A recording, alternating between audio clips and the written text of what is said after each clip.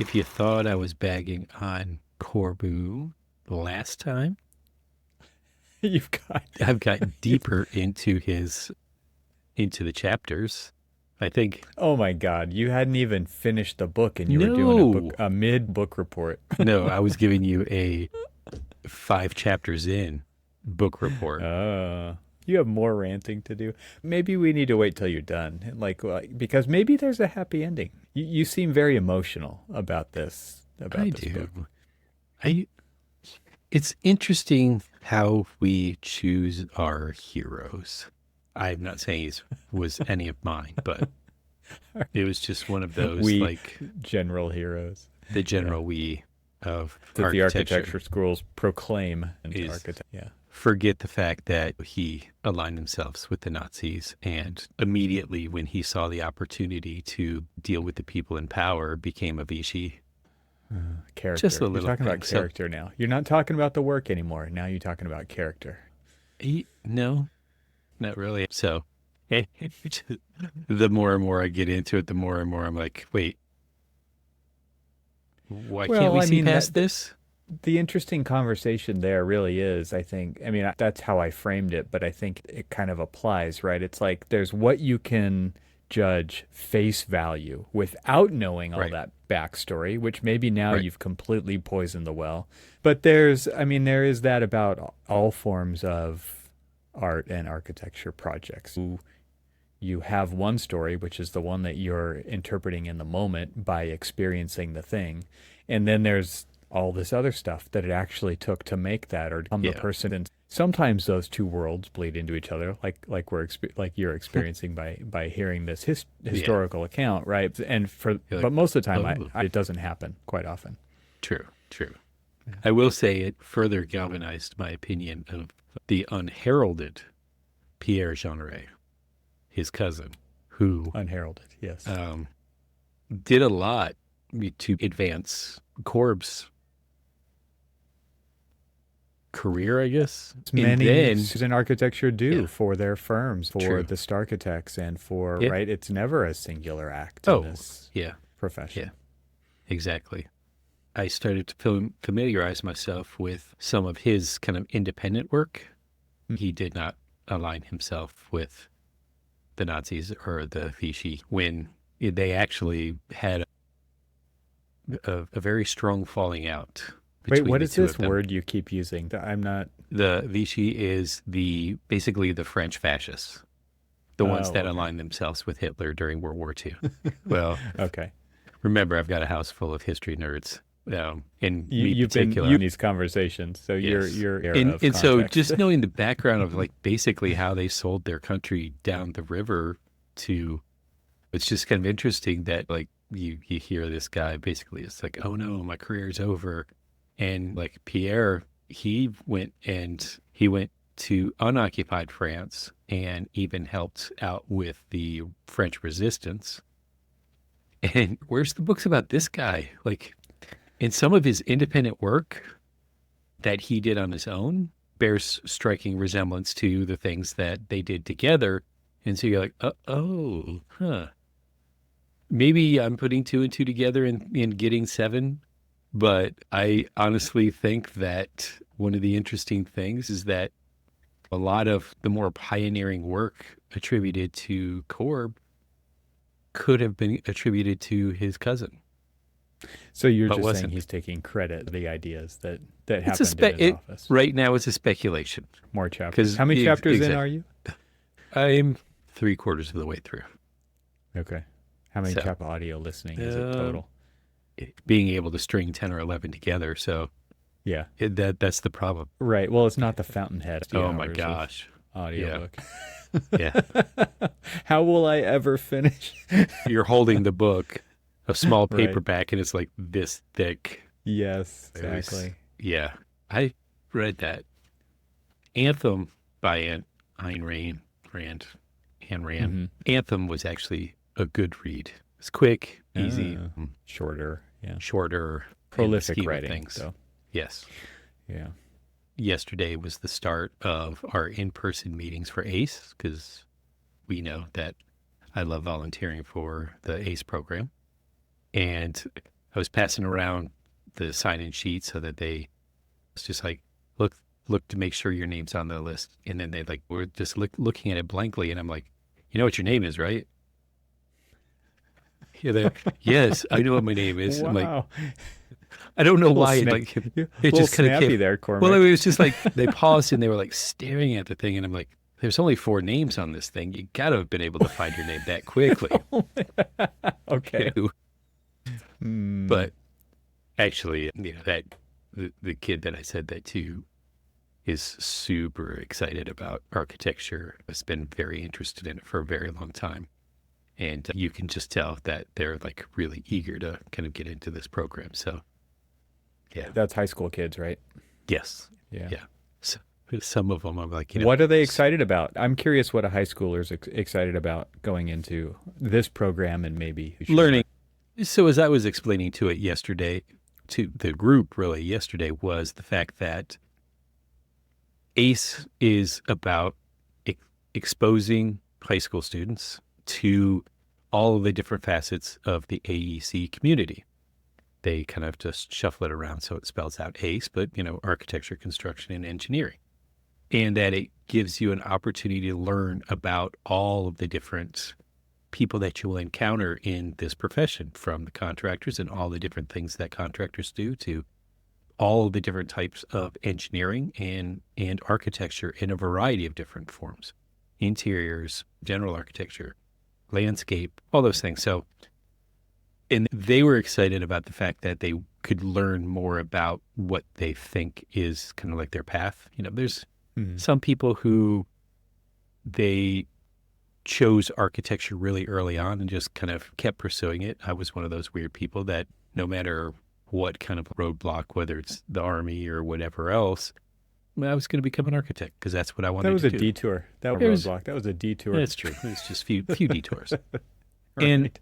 And so this kid seems like that. Like the way he was talking is like he's already bit the apple. He really wants to be an architect. And so I think, and it sounds like he's been doing a lot to expose himself to what architecture really is, which is kind of interesting. And, not a lot of people, even people that I know who ultimately ended up becoming architects, they were like, well, I started school and I didn't really know I wanted to go into architecture school, or architecture sounded cool, but I really don't know anything about it, kind of thing. And so, there's a lot of people who don't really know what the profession's about when they decide, hey, I'm going to, go study for 5-6 years to become an architect.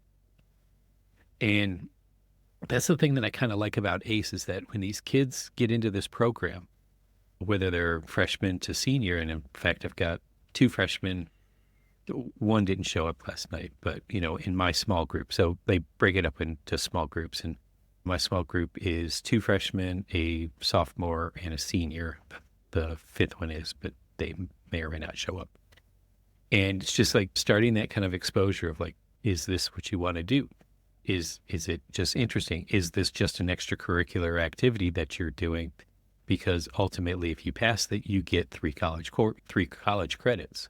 Because that's what this particular program for ACE Southwest Michigan, how they basically function is that they actually get college credits out of it, which is awesome. Nice. They can compete for scholarships, which is also great. What do they apply to? Well, so specifically this particular program, they're getting general courses from Lawrence Technological University, the LTU, and go Blue Devils. I think that's their mascot.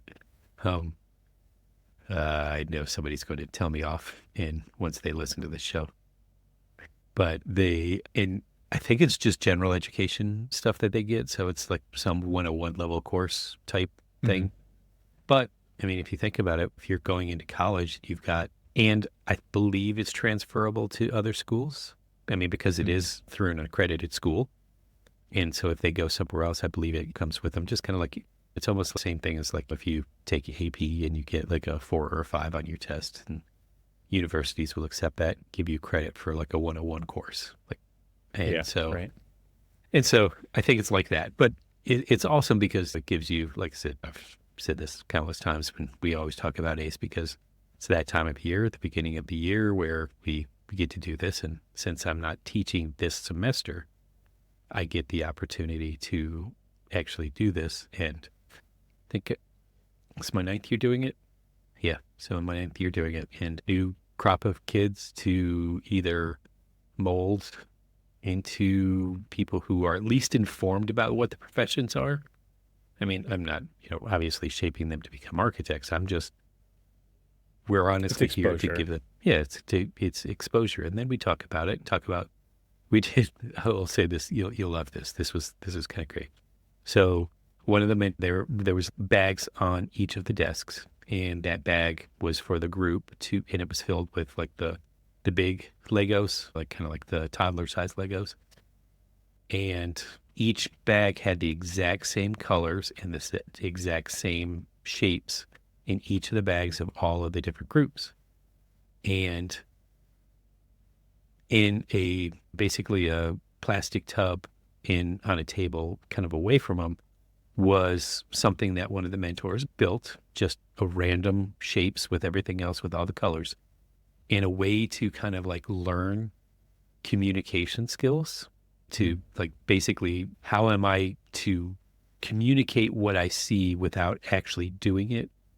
Is that one of the students would go up, they would look at the shape, look at the color arrangements and everything else, and then come back and try to instruct the group on how to construct it, what goes where and all this other stuff. It was honestly wild, because you walk all the way up, like, I don't know, like 40, 50 feet away from your table, and you go over to this thing and one person's just looking at it, and they're studying the structure, and then they have to come back and tell everybody. They can't touch it. They can't pick anything up. They're just trying to communicate, pick up the single red or the 4 blue and things like that. And this goes next to that, and this sits on top of that and that.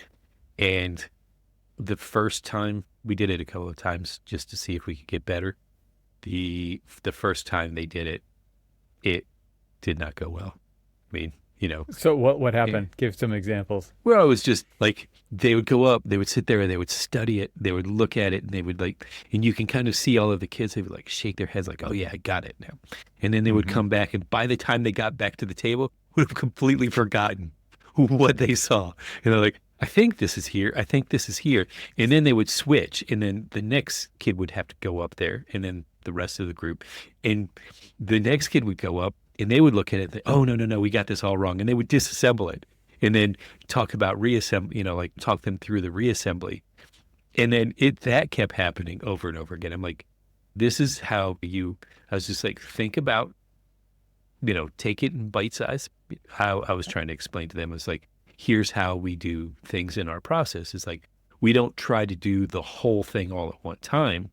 We take little bits. I kind of pulled out Rosa's, how do you eat a whale kind of quote. And I started talking about that. And I was like, go and look at it in bite-sized pieces. Look at the base. What is the base made of? Build the base first, then go to the next layer, then the next layer and the next layer. And so they were thinking by shortcutting that, by doing it all at once, they would win, right? They would get it done faster. Was that the goal, to who could get it done first? Well, I mean, ultimately they were trying to get as close to being done as possible. Just and complete. Yeah.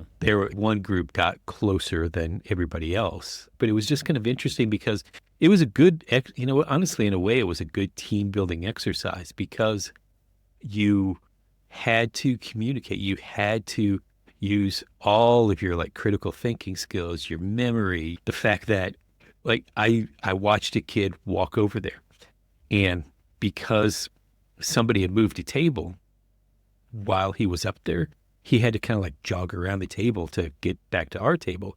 And I could tell in just that moment he was so deep in thought that when he realized that something was in his way, and he kind of and just had to go around it, completely lost it.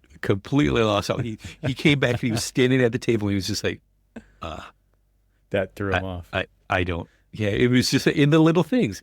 And it was interesting. It was like, what little things throws off your process What little things we do this all the time. We, think about like when you get an email and you're in the middle of like doing a design Oh, work and then somebody says, hey, totally. and then you just like, Somebody well, stops at your desk. Somebody yes. comes over and just interrupts, and And all whatever the their little urgent things. thing Yeah. is. Yep, all those things add up. And All the distractions, all the bings and bongs on the phone, and yep. This episode is made possible with support from TimberTech. The conversation around outdoor spaces is being redefined. TimberTech, everything wood should be, is at the forefront of a technical renaissance in synthetic decking, transforming how architects approach design. TimberTech's advanced materials merge innovative engineering with striking aesthetics. Proprietary polymer capping and precision color blending mimic the natural beauty of hardwood, authentic wood grain patterns, rich tonal depth, and elegant matte finishes. But unlike wood, TimberTech is built to endure, resisting moisture, fading, and even resist wildfires, with warranties that set a new industry standard. Sustainability drives this renaissance. TimberTech boards are composed of up to 85% recycled materials. For every 15 by 15 TimberTech deck, up to 40 full trash bags of recycled PVC are kept out of landfills. A closed-loop manufacturing process ensures these materials support both your designs and the environment. Flexible design options empower your vision. From multi-width boards to heat-bending capabilities, TimberTech pushes the boundaries of what outdoor spaces can achieve, seamlessly blending with the indoor aesthetic. Explore the advancements behind this shift. Visit timbertech.com/architects with an S to access samples and reimagine your next project. TimberTech, everything wood should be. Go check out timbertech.com/architects and check out everything they have to offer, and let them know that you heard about them on the Archispeak podcast. Our thanks to TimberTech for supporting this episode. Now let's get back to the conversation. And I don't know if that was fully what they were trying to convey through this exercise, but I could see, like, I was pulling kind of like my own kind of like thoughts is like, think about the way that you do group work at school and all of the little distractions and things like that really kind of like take you away from the task at hand. Or you try to do everything all at one time and you're forgetting steps or you miss steps or do things out of step. And it was, to me, it was like, you know what, this could be a good kind of like learning exercise of like how teams communicate with each other.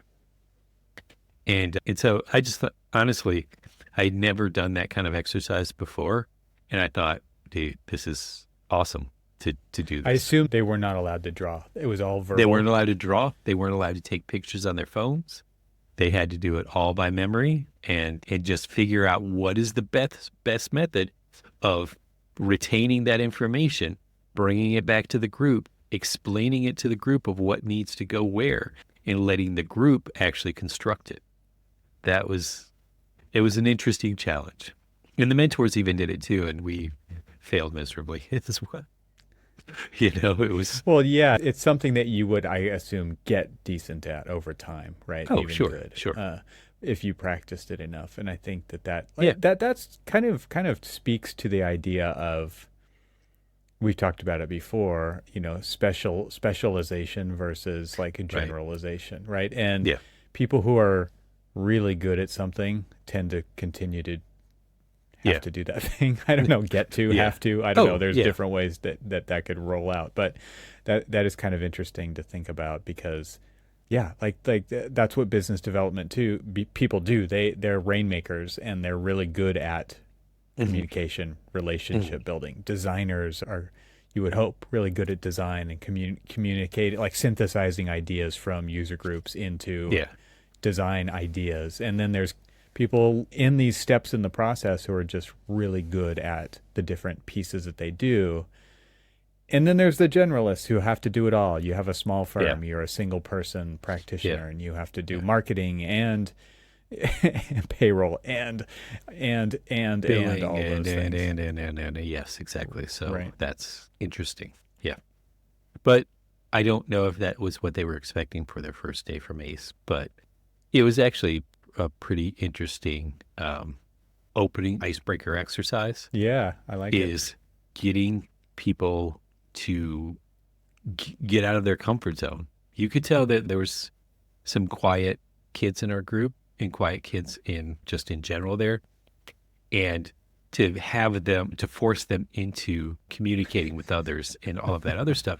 It was kind of Boy. interesting because you could sort of see them uncomfortable, but able to just, oh, I got this kind of thing. And it's good because it gives them the confidence of like, oh, I've seen everybody else sort of mess up. And obviously I, can't do any worse than that kind of Everybody's thing. going to mess up. Exactly. Exactly. Mm. And that was the great thing about it is because you could tell like the senior, he's probably going to become the leader of the group because he's older, he's experienced and all of that other stuff. And some of the quieter like freshmen and stuff, you know, but they'll be very reserved in this. And what was really kind of cool about it was just the fact that they just had to speak. They had to. You could not. Every student had to take a turn going up, looking at this structure, coming back and explaining it to everybody else. And so it pulled people out of their shells without them probably even realizing it. It was just a game to them.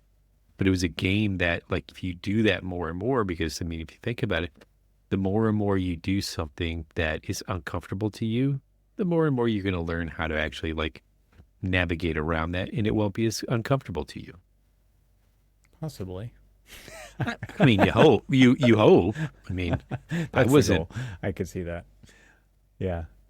Yeah. Do you see that? How do you see this exercise kind of tying into your, I don't know, is it a curriculum? I don't know what you would call it, but do you see it going any deeper, like having analogies to other things? Because to me, I mean, the obvious thing to me is like, this is what architects have to do. Yeah. Oh, why was it time again throughout the process? I was explaining to them that very thing as we were talking, as they were going through it. I was kind of explaining to them. I'm like, well, this is kind of an analogy of how architects work, and it's just like we're here. The teams are like just waiting for that information, and they're like explain it, and you could see that some of them were like kind of hesitant. It's like, okay, what did I?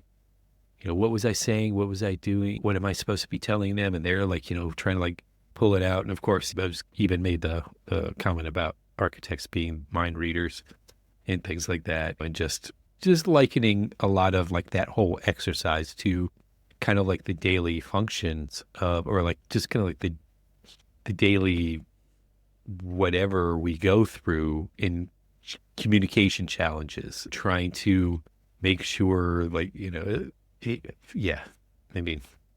Well, yeah, I mean, the client's going to tell you a million things that they want in their building and make decisions along the way. Aesthetic decisions, functional decisions, programmatic decisions, budget decisions. And you have to hear that stuff and you have to incorporate it, right? Like on some level, maybe it leads to another conversation that changes that, right? But at some level, like that, if you're providing architectural services, you have to synthesize thoughts, desires from a client into reality, right? And so the only way to do that is to hear what they're saying and then make it happen. And that may be a solo act, but it's usually a team act, right? So you're bringing these things back, you're coming up with formulating a plan, and then we're going to execute that plan. But then you also have to do it on the construction side. You have to put together the construction documentation that then tells somebody how to do something. And it is an instruction set, literally, right, on many levels. So it's like multifaceted, the thing that you're talking about here, in how it actually plays out in practice. It's in the early phases, it's in the later phases. It's probably in many in-between phases too. Exactly, yeah. I could honestly see this exercise being used at, the college level when you're like introducing group projects and you're trying to instruct them on the importance of clarity and communication. And even honestly, as kind of like a team building kind of exercise in the professional realm. Just again, kind of emphasizing the importance of clear instructions. We think about like a lot of times on project teams, sometimes when a project doesn't go very well, it's all due to lack of communication, really. And, if you're just clear in thought and clear in your instructions and stuff, it makes things easier. and seeing it from, like, say, the high school level to the college level to the professional level of them doing this exact same exercise, and either seeing them kind of do the same issues, or quite possibly it could be like, hey, like we as a team, we talk enough and we are kind of in sync. This should be something that's, I won't say cake, but hey, trust me, it wasn't cake. It was interesting. It was because, like, the fact that, like, when the mentors did it and they were equally as bad as the students, it literally is all about, like, not just memorization, but communication. It's Right. it's this amazing communication tool. I was actually kind of like, yeah, this is kind of a cool little. It feels like a childish little exercise, but it really wasn't. Yeah. Interesting. Very cool. That's Uh, fun. Yeah, yeah. So I'll.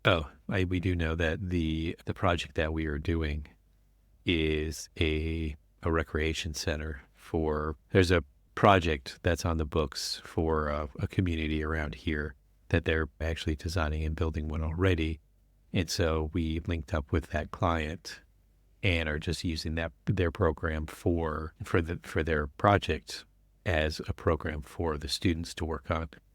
And since it's a rec center, I'm going to try my damnedest as somebody who's designed a lot of rec centers to not influence them, but just guide them on understanding, but not influence their design and not influence, like, how they go through the process, because it really is like, and that's what's fun about it, is like the learning, the discovery, the I've never done this before. Let us figure out what all of these things that we could potentially be doing for the rest of our lives, what all of that stuff means. And when you have a mentor who's just basically telling you what to do, that's not mentoring. That's just Yeah. somebody telling you what to do, right? That's a So, boss. Yeah, that's a yeah, supervisor. exactly. That's an interesting thing that you just said, because the idea of guidance, it means you're not tied to the outcome, right? It's Yeah, like you yes, have yeah, no dog in this fight. You are just, right. and you're okay even if it doesn't go how you want it to, right? You're Oh, not going yeah. to be like, I can't, I will not allow this. I mean, Like, oh, the difference between that and like a design studio in college is like the work has to speak for the college on some levels, or the studio, right, or the right. professor, or there's definitely like, well, I'll just say egos are tied to it. It may not be Yeah, ego. It may be, many other things, right? It's yeah, reputation. It could be other things, right? But in this, you really don't have those high stakes, right? You don't have exactly. Right, right. those those frameworks to have to work within. And so I mean that when I was teaching at community college and the students had to do we were doing some digital modeling, and like they had to design a tree house, and the tree house like literally can just be anything. Right, I'm not the one who is the decider about how that needs to look, form, function, anything, right? right. And so like they had to be creative. And the most the best way to be creative is to let people play, right? Yeah, To play with things. absolutely. And a rec center is all about kind of play. Like there's a fun aspect, of course, to fitness and recreation, but at the same time, like I could just Well, imagine that being kind of a perfect project for that kind of what thing. exactly? Because what's sort of interesting about this project is the so, like, last term or last year, they did a house, and everybody kind of has an understanding or a feeling about, like, what a house is, Well, they have and a so construct, right? they have It's a like this. construct, right? And Usually, it's the thing they grew up in, right? Like that they just right, reproduce what right, they already know. Yeah. exactly. And in a very similar vein, is it could totally be that for a rec center. It's just like, I grew up playing soccer there, or I used to go and play pickup basketball, or did rec sports there, or there's a skate park there, or a pool, or whatever. And so they already have a kind of a preconceived notion of what that is.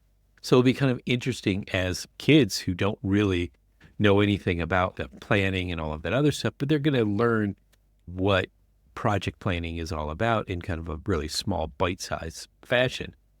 And it'll be like, okay, how do I think about this project more than just what I think a rec center is. Let's start to immerse yourself into how an architect or an engineer thinks about how you put together this stuff. And it is going to be horrible, right? Like they're going to come up with something and you're going to look at it and you're like, oh no, but it's not your job to say, here's what I think would look better. Why don't you try this? Or why don't, let me draw this up and this would be great. No, let them explore. You said it best. It's like, just let them explore. Let them have all of the freedoms in the world to just try to create something that's just not, Yeah. Yeah. So let's take a pause in the program and let everybody know that they can ask questions of the show by clicking on this QR code right here. It just takes you over to askarchispeak.com. You can just type that in your browser, or if you're watching this on YouTube and you don't want to use your fingers to do the typing, you just point your camera. Go do it right now, Cormac. Hurry up. Doing it. Take it off the screen. You're taking too long. Here it goes. It's gone now. I got it. You got it? Okay. I did get it. So askarchispeak.com. Ask Cormac and myself questions that you want to get answered on the show. That just takes you to a web page where you can ask a question. Cormac, please don't submit a question right now. You're supposed to be paying attention. My eyes are over here. All right, enough of our commercial break. So my next question about ACE is, okay, you're talking about the architecture side of it. Yeah. Talk about the other two parts and how those work their way into this project along the way. So they're going to have, it's going to be a design project. They're going to learn about structural engineering. They're going to learn about mechanical engineering. From structural engineers and mechanical engineers, because their mentors, not all of the mentors are architects.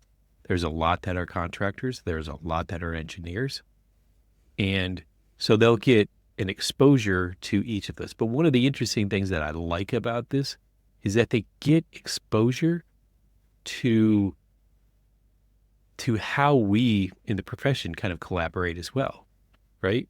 That it's not just this solo practice, hero architect up on the hill. I just do everything. And going back to the fountainhead right now. Exactly. and it really is kind of giving them that taste of what, how things are created and all of the different complexities of the relationships between all of the different players within this. And so they'll be responsible for, designing a rudimentary kind of plumbing system or mechanical system. And, they will do cost estimating. They will create a schedule, so you're trying to scare them away. But now I hear it. Now I hear you. Actually, what's really interesting about all of that is they kind of get into it, because we're not asking them to do some big massive Gantt chart. We're just take a swing. How long do you think that this really takes? And they do. It is an educated, that they put together, because we have people who give some pretty good presentations on all of these different things that are requirements for their grade at the end of this. If they get a good grade, and that's when they start to earn. Every one of these kids, when they sign up for this project, they do a dual enrollment with the university so that they can get those grades. And that honestly works for their benefit as well too, because they get the opportunity to start picking up college credits. It's awesome.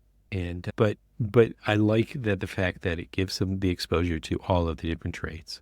There's lectures, so it's two days a week. Mondays, it's basically a lecture about a discipline or something like urban planning or sustainability or mechanical engineering, plumbing engineering, so on and so forth. And then that Wednesday, let's just put it in the context of say a architecture school. You've got a lecture and you've got a studio. And so studio, you're sitting down and you've got the mentors there with you. They're talking you through kind of the things that you learned on Monday and how that applies to your project. And start from the big picture. You do kind of a urban planning, urban context type thing with your thing. What do you look at to kind of get to that? So how we do those site analysis. all the way down to, okay, now you've designed a building. How long is it going to take to build it? How much is it going to cost to build it? Those kind of things. So it's really interesting how it's all integrated into it. And what's amazing is that you'll find students who really want to do the contracting side of it, and they take that on as that they're part of their contribution to the project. There's people who are more into wanting to do some of the engineering stuff. And then there's others who are like, I want to just do work on the design of it. And so it kind of almost like, flushes itself out that you've got somebody who's interested in each of the different facets so that they're all working on the project together as a collaboration. Again, much like the way we do it on a daily basis. It sounds like this is way better than talking to a high school counselor who typically has the wrong idea about what architecture is, right? Because all they're going off is what they know, and what they know is probably wrong.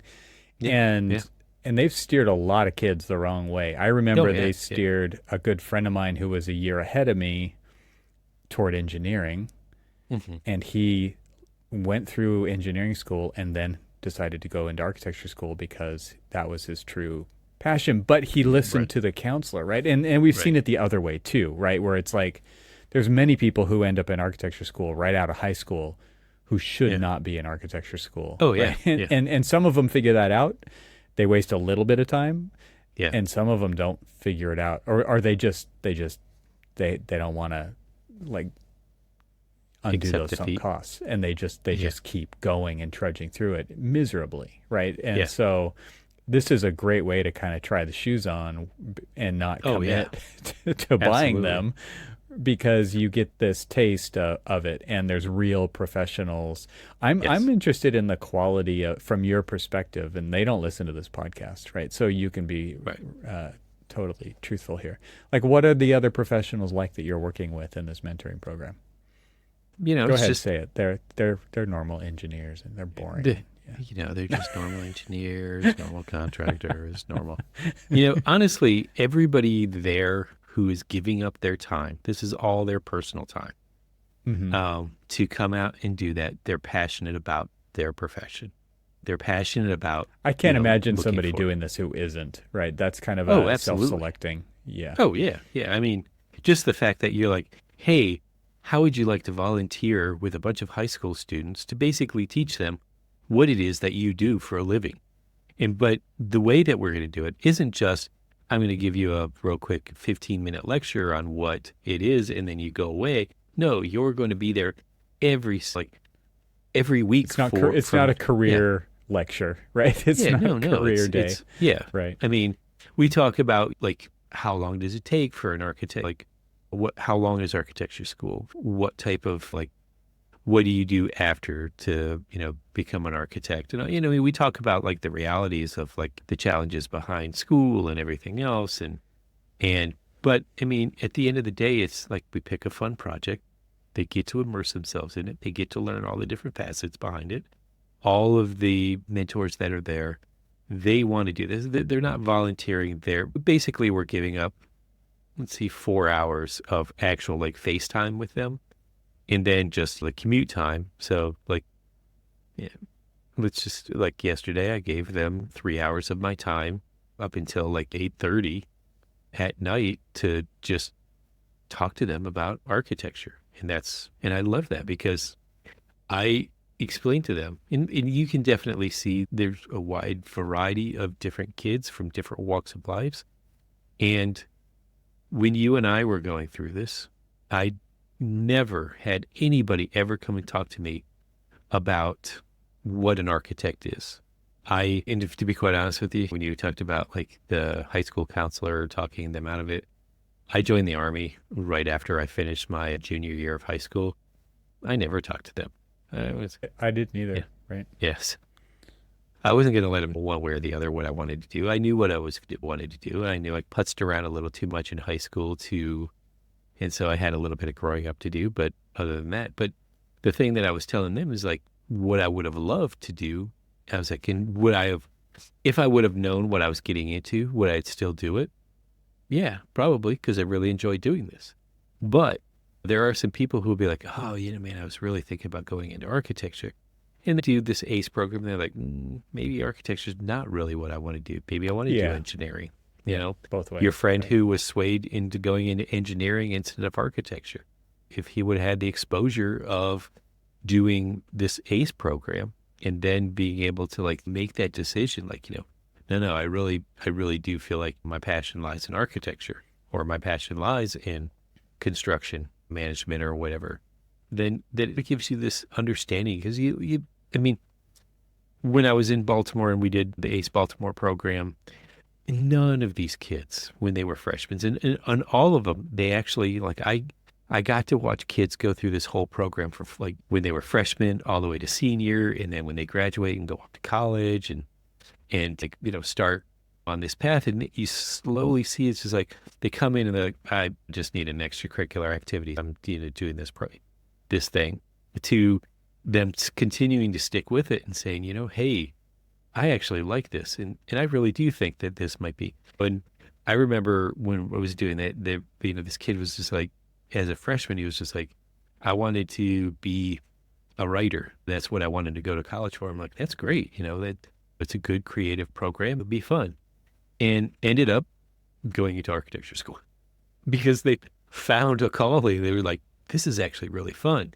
I get to create. I wanted to be, obviously, was a creative kid because I wanted to do writing, but it was just, didn't really have the exposure to know what they really wanted to do.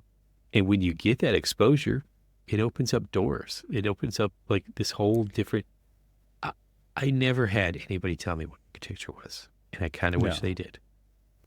Well, And most of the time, that. if you think about it real quick, most of the time, if you think about it, they don't tell the truth. Oh, architecture's great. Come on in. There's all this other stuff. Well, or you hear the what's exact opposite. You hear you could hear No. both, right? You could, depends who you're talking to. And honestly, if you know me, I don't sugarcoat things. I tell them, I'm like, look, architecture's hard, but if you're doing it right, it's going to be hard, but it's going to be fun hard, because you can actually enjoy what you're doing.